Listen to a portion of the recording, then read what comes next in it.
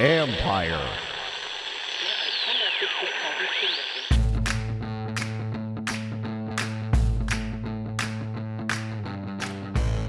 Hello and welcome to my podcast. Another Sunday, another disappointing loss for Washington. But was there something they can at least feel better about? Well, I talked to the voice of the Washington football team, Bram Weinstein, about the good, the bad, and the disappointing after Washington lost to the Packers 24-10. We also spend a few minutes talking about Lambeau Field, kind of the magic of the place, and what Washington once had and what they need to do when they look for and finalize the new place for their stadium. Don't forget you can follow Bram on Twitter at RealBramW, and you can read my work on ESPN.com.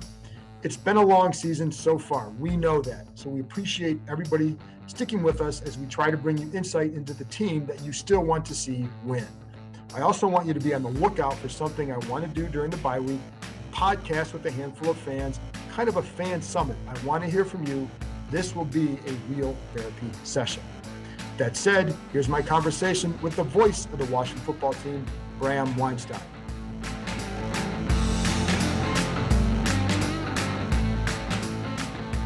All right, Bram, it was kind of funny because in the post-game press conference, the questions were not as harsh because it felt like for a change, there were things to build on, but it's still a 2-touchdown loss.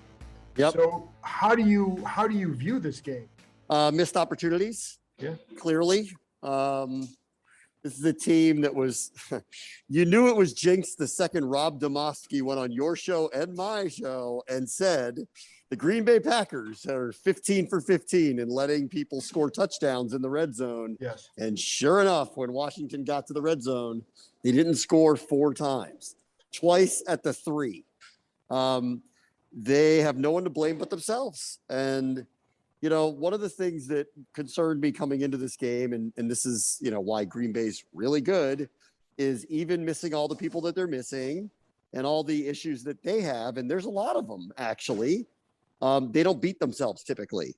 They don't get penalized very much. They don't turn the ball over very much. They win the turnover battle every single week. They're 6-0 this year at the turnover battle. And when they do, Matt LaFleur is actually 25-0 in a situation like that. So this is a very well put together team. They're missing a lot of their best players. Tough place to play. And yet Washington had chances and in my opinion, they blew it.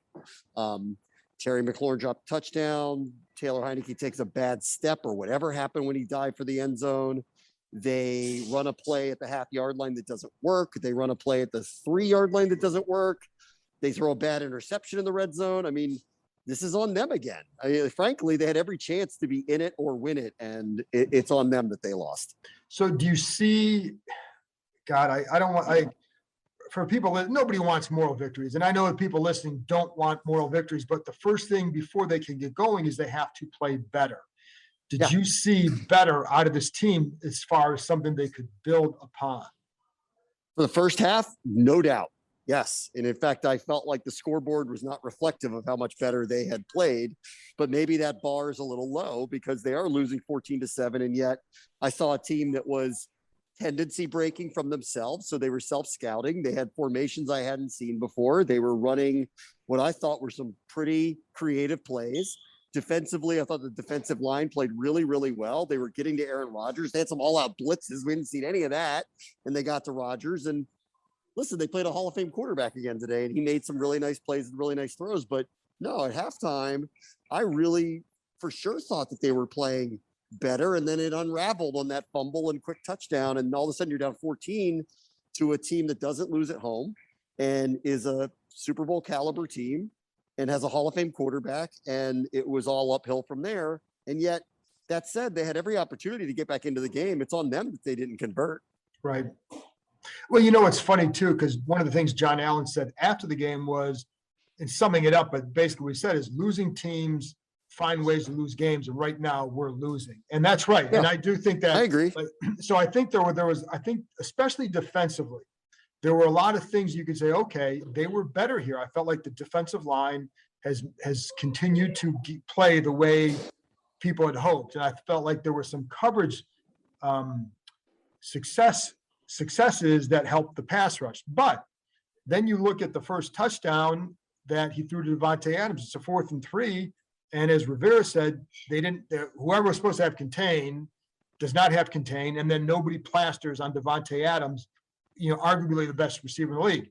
That stuff leads to losses for teams like Washington. Yeah.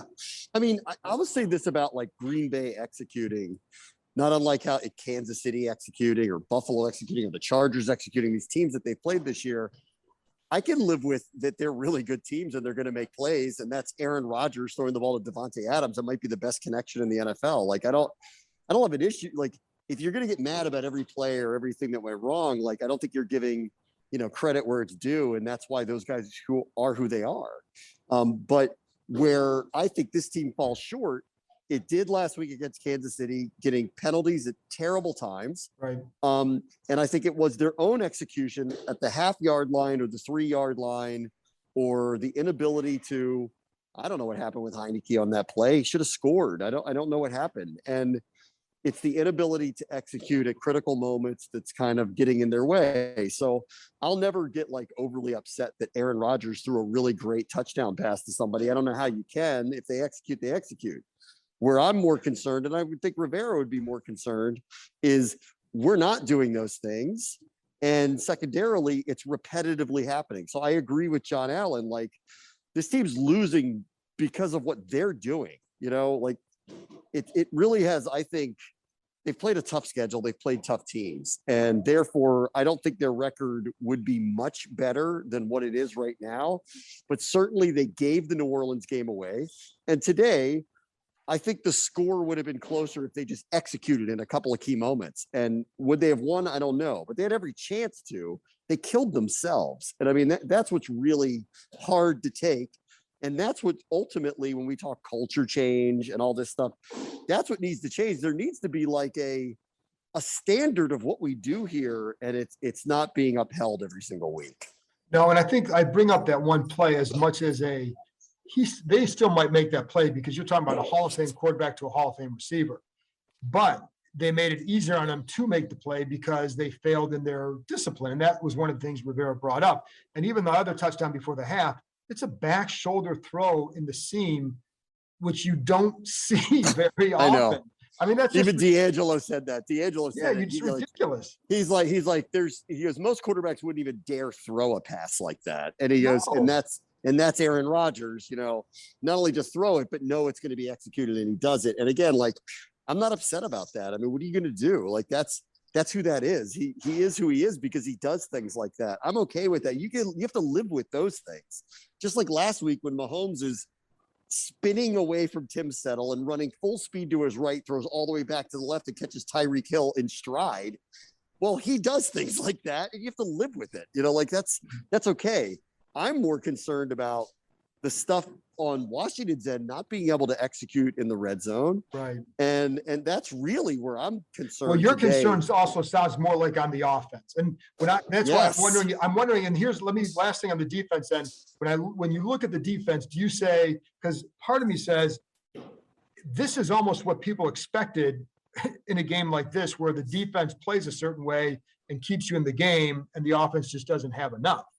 That, but do you agree with that? Like, do you at least come away thinking that the defense is starting to show maybe more of what they need to be? I think we're back where we thought we'd be, which is we are who we thought they were, which is their defense is going to keep them in games, even against really good teams and really, and I'm sure Aaron Rodgers' numbers, I haven't seen them, but they must be prolific looking today, because his completion percentage at halftime was like 80-something%. So like, he clearly had a great game. But they kept them in the game, not unlike last week where they kind of kept, even with the yardage totals, they kind of hung in there. It's the offense that I'm worried about. And, like, I think we start asking questions like, when is Ryan Fitzpatrick coming back? What can they do for once to get a lead in a game, right, which doesn't seem to be, they're never playing with a lead. Don't defer. They're never, well, and listen, I don't know. I'm like, I'm actually on Rivera's side on this one too. don't defer, except that it just doesn't work for them. It never works for them. But I'm Neither way of the it's worked. mindset, I want the ball in the second half. I'm with him on that. It's just they're down in every single game they play, which is on them in terms of the start of games. They don't execute well at the start of games. So there's no right answer here, and there's no quick answer here. And it's unfortunate because I think they're better than their record, but they're not executing in a way like they're not unlucky or anything like that. They're not executing in a way that their record should be better. And that's, I think, what's disappointing about, this year, let alone today. Well, I also think, on the Heineke dive play, for example, I mean, when I was watching it live and he started diving, like, what are you doing? Because now I can say that sitting from way up here because you could see the angle and I didn't think they were going to get him. And so that was, I'm not a big fan of that rule because clearly he's not giving himself up, but the rule is the rule. So I didn't think he needed to dive. And, so that clearly is. Well, I'm confused by that. I mean, well, listen, I don't like the rule. It doesn't matter because his knee was down anyway. Like the right call ended up being made either way. But like, well, when he dove for the pylon against Tampa Bay, didn't he do the same thing? Like, I don't really. Maybe I'm not sure I understand the rule. Well, he didn't give himself up then when that happened. So I don't know. I'm confused. And that's a good point. But I think because the knee was down, that's where the ball was at. So once the knee hits, then that's an issue. The other thing that I thought hurt him in the red zone, and I think Ricky Seals-Jones has done a nice job. But the one thing you miss with Logan Thomas is a big body. And on the pass to Seals-Jones, because there's sometimes with like, for example, I think it was a 4th and 3 where they threw out. It was a 4th and 3, the first one to Terry McLaurin. Well, on that one, he takes 2 hitches to get rid of the ball. He can't do that. He doesn't have the arm to do that. He's got to go. But on the one to Seals-Jones, it's out, and it's just the guy makes a play. But that's a play. And it's funny because I don't know if we're talking to you but in this offense, they run plays for big body targets a lot. That's a big body target play. That's a Logan Thomas play. And I think that's where he really hurt them. I'm not blaming Seals-Jones. It's just that's where Thomas would have helped big time. Yeah, I like Seals-Jones. I think he's been good for them. I agree with you, though, that they miss Logan Thomas for sure. This is also their backup quarterback has been playing against, very quality opponents in the last few weeks, and it's being exposed. I mean, it is like whether he's playing against a weakish defense that does enough to kind of control him and they're just not going to outscore him like last week or this week where they play a beat up, but okay, don't actually give up a lot of points defense.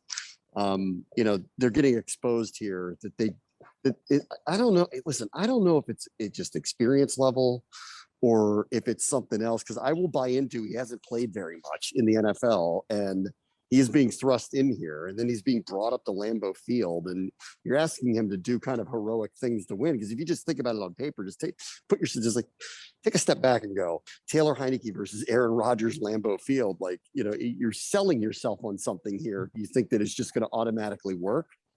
But to your point about all these other things, the mixed and matched parts throughout these few weeks too, I don't think is helping him. And I do think realistically, and I think that this kind of came out this week, is they're in his head. They're asking him to do a lot of things really fast, like stay in the pocket, be yourself, get this out here, get this out there. And the last few weeks we've seen he was kind of himself, and then New Orleans took advantage of him and he realized he made a bunch of mistakes. And then so he tried to be perfect against Kansas City and that didn't work. And then he tried to be himself again. And, I just, like the lack of experience is pretty prevalent right now. Like, I think that's what's happening, Definitely. And then the problem is adding to that, not having Thomas, not having Curtis Samuel. Now it's hard to say what they've missed with Curtis Samuel because we've only seen him for a few plays, but that's the kind of guy you need to help a guy like Heineke. And, I like that he created and extended with his legs. That's what he has to do. And it's what he has to be. But you see the limitations, and he's just not going to be somebody who can ever carry this offense. And we saw that. So, but they need Thomas back, and they need a healthy Curtis Samuel, because if not, you just don't have enough. And Terry McLaurin is not enough. And Antonio Gibson playing with a bad shin. So, and the problem is with Fitzpatrick, we don't know when he's coming back. He was supposed to get an MRI last week, didn't get it. Has an MRI. I think that will happen this week. My read on that is if he didn't get the MRI, it might be because they know that he's not ready for that, because the MRI will tell them if it's healing or not. And if it's not, until it heals, they can't even start the rehab in earnest. So, I think at this point, you have to just say it's going to be, who knows how long. You don't know when he's coming back. I think it's just the 6 to 8 weeks was very generic. And I think it was less firm than it is for some other injuries. So they're going to have to live with Heineke for at least a little bit. And this is, so they need more around him to give him help. And, I agree. And so there's a lot of moving parts here too. Yeah. I mean, like, it's, like everybody wants everything to just work, and it's not going to be that way. And then people come in and out of the lineup on him. He's got no chemistry with any of them. I mean, there's a lot here. There's a lot of moving parts, and I don't want to dump on him. I think he's I don't think a young he's quarterback. I don't think so either. I think he's, I appreciate his competitiveness. I know he wants to win. I can tell how into it he is. I know the team likes him a lot. There's just a reality of what his capabilities are, how much experience he has, the level of competition he's playing, how much pressure's on him because of the record, and that they're not healthy. People keep going in and out of the lineups. He's got a new group of people. I will say, today, in the first half, I'm like, they're showing me things they haven't shown me. Like, I really thought, I'm like, wow, finally, I really kind of saw a change. There was a change in energy. There was a change in the way they executed. And I like the game plan coming in, and it just ended up not being enough. But in the end, I think it's on them. I mean, the scoreboard looks like they lost by 2 touchdowns. Well, I mean, if I told you that they turned the ball over, whether on downs or by turnover 4 times in the red zone, you'd have a different feeling about what actually happened today. And this also was the first time in about a month that I think that something bad happened to them and it didn't make them crumble. They had a kick blocked, and they turned around and blocked a kick on the other end and at least stopped them. We've seen this cascade the wrong way, where the energy just gets kind of sucked out of the building when something bad happens. That didn't happen today either. So that was a positive thing to me too.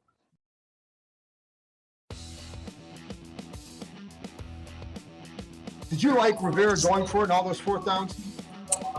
Not all of them. There was one where I thought a field goal would be necessary, but I do, I think you and I probably agree with this. If you're feeling like you're going to win by kicking a bunch of field goals, you probably don't feel like you're going to get it done. Correct. So I understand where he was coming from for going for it. And I don't, but it's so easy in hindsight to be like, well, you should have kicked there. You should have done that. But at the time, I didn't have much of a problem with it, honestly. And definitely at the 3 or at the half-yard line, of course not. And then even at the 3 at the time of the game, I had no problem with them going. You had to go that. The first one I didn't mind either, but it also came after the block. So I don't know if that was in his head, because that kick looked, and I didn't see a great replay, but the kick looked low. So that, I don't know if there's in the head, but whether it's a factor. What I didn't quite like was, again, that he double hitched on that throw to McLaurin. And I'm not sure I quite like the play, but I didn't mind him going for it, because at least last week, I kind of faulted him at times for not being aggressive enough. And he was aggressive too. So, and for people listening, Bram is in the airport again. So you're hearing some of the announcements there. So we're taking you live are you in Green Bay Airport? Green Bay, which I'm amazed there's any announcements. There's 2 gates. So I don't know what they have to announce about. I mean, we're not in O'Hare right now. So, So last thing on this then, and I want to talk about, actually one thing I want to talk about with the defense too, that I liked was we talk about the rush needing to be helped by the coverage. And there was, I think one of the sacks came because they showed a look that they hadn't before. And that was, Pearl and Bobby McCain were back. It looked like they're going to be back deep. Well, they've been rotating McCain back to the deep middle and Krill coming up. This time they rotated the other way, and it looked like Rodgers hesitated, and there was pressure because of that. And another time where he wanted to go to Adams, and Kendall Fuller jams Adam off the line, hesitates, gets either sack or pressure, and throws the ball away. I can't remember which on that one, but those are things that we weren't seeing all the time earlier that was starting to happen. Something to build on. What about just being at Lambeau? And I remember, actually, I don't remember if you remember this, years and years and years ago, maybe one of the first or second times I was here, you and I took pictures down on the field here. This is years ago. And it's like, I think Yeah. it's one of the few places, and we took down where the ice ball play was. And it's one of the few places I've ever taken a picture on the field. It's just a cool place to be. I mean, I feel like you've taken a pilgrimage when you come here. It feels very Field of Dreams. It's really, it's a mecca, really. It is. And it's just a shrine to football. And plus, fans are great here. They're really accommodating and friendly. And there's just a passion for the sport that I think is, it's evident in America, but it's really evident in this town. Yeah. And I really love that that this exists, because in professional sports, the idea that a market this size could have this and it would still matter, like, is a little foreign concepty. And I think it's really cool that it's here. And Lambeau's an amazing place. The town's an amazing place.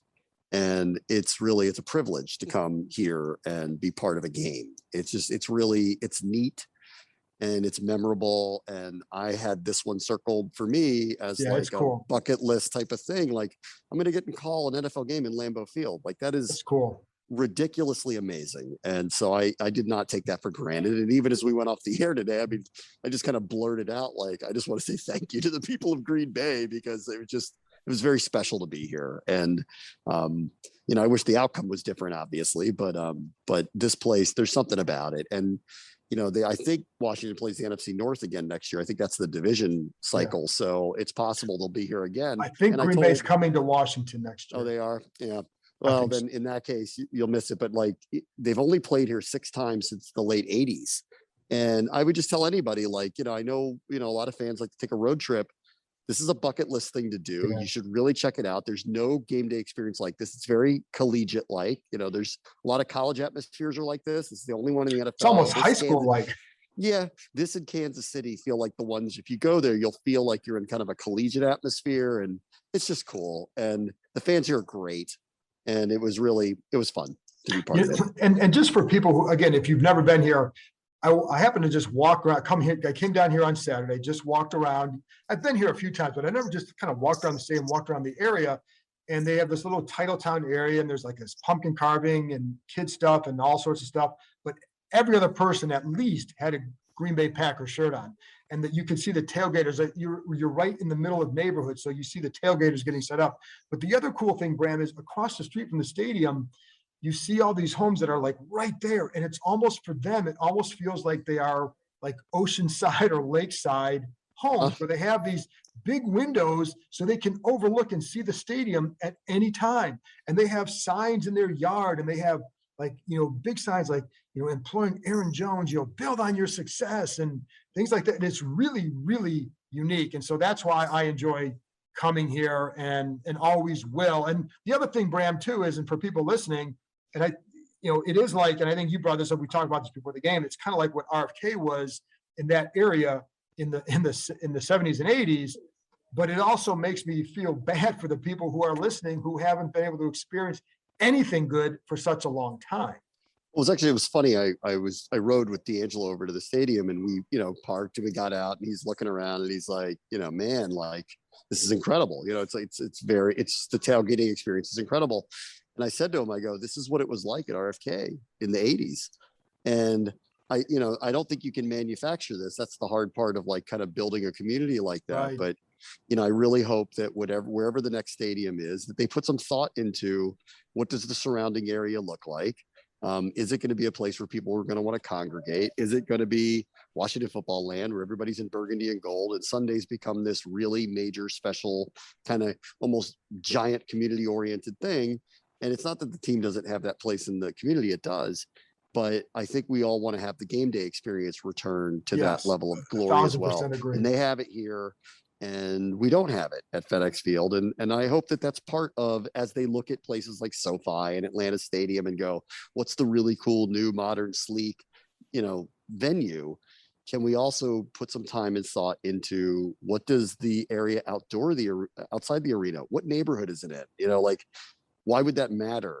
How could this engender, just a general feeling about the organization like Green Bay has for the Packers?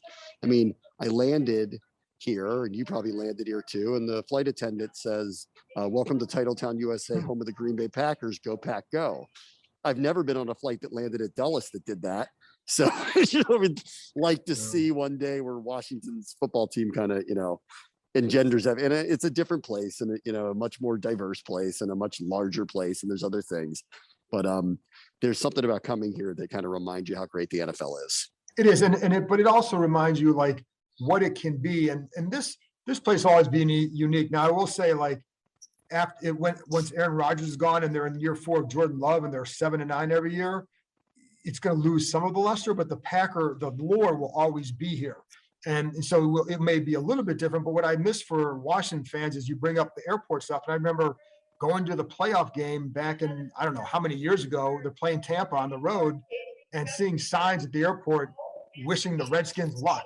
I'm like, that's what's cool about the NFL and how it can capture community and how long it's been since that's been the case here. Yeah, I mean, well, there's some other things. Like I read a stat today, Green Bay, because of length of time in the league, have the second most wins in NFL history as a franchise. Washington's 5. I mean, next year's going to be their 90th anniversary.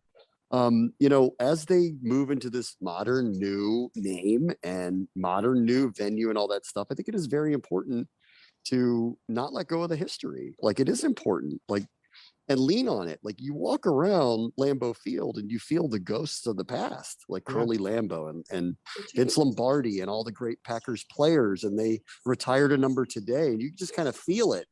Washington has that, they really do.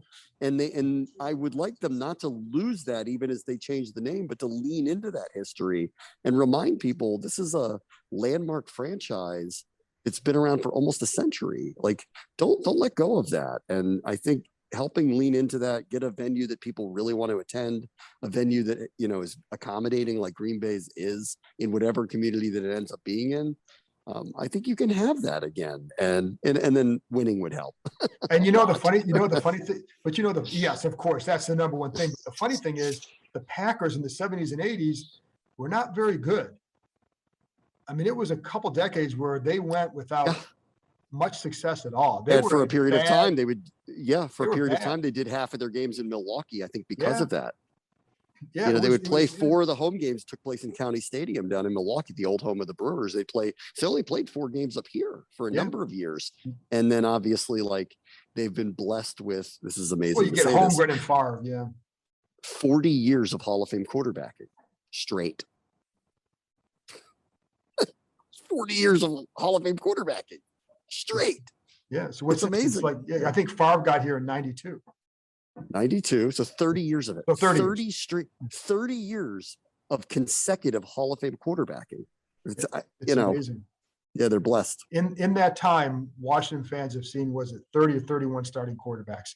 You tell me. You know the story about it. I can't remember if it was 30 or 31. I lost track. But the difference is that none of them are going to the Hall of Fame. So right there you go. At least not from what they did here. But anyway, Bram, on that note, is there last thing then? Is this something they can build on? Was there enough good signs there, or is this just another disappointing day? No, I thought there were some good signs today. I think anybody who's realistic, this needs to be pointed out. Aaron Rodgers has the best passer rating of any quarterback since 1950 in this stadium. His home record is like 78, 18-1. No matter how well they played, it was going to be a tall task for them to win. I still walk out of this going, they had every chance to be in it. They did. They really did. And it was their own execution that was the reason why the score either wasn't closer or that they didn't steal it. And I do think that there was some momentum. And guess what? Next week, they're not playing a Hall of Fame quarterback. They're not playing a Super Bowl contender for the first time in some time now. And I'd like to see what that looks like. And if they can stay confident and have a week where there's some more growth, if they can go get a win in Denver, I know it's just 3-5, but then they get a bye, they get to catch their breath. And at that point, I'd like to think that the second half of the season can be better because they're not playing Murderers Row outside of Tampa. And once they get through that game, there's going to be a lot of opportunities. And hopefully they take advantage of some of them and start getting this arrow pointing back up again. Yeah. And I agree. And I think they just need to play well. And I think I feel good about the defense coming out of this game. I wish the offense had given more sign. Like if they had lost 24-21, I think people are saying like, hey, that was at least fun to watch. what they didn't shoot themselves in the foot all day. I think that's the hard part offensively. But if the defense can play like this and build on that, then you at least have that part where you can feel better. But long ways to go. I think the Denver game becomes pretty much a must-win for them if they want, not even just to crawl back in it, but to start to feel good about what they're doing. They need that. I agree. Forget the playoff. I mean, I'm not even going to go there at all, but it's more about just feeling better about yourselves. They need that game. So, Bram, have a good flight back, and we'll talk to you next week. Thanks.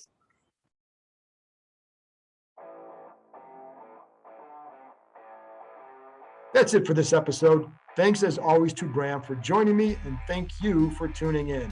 I'll be back with another episode either Tuesday night or Wednesday morning. I'll talk to you next time.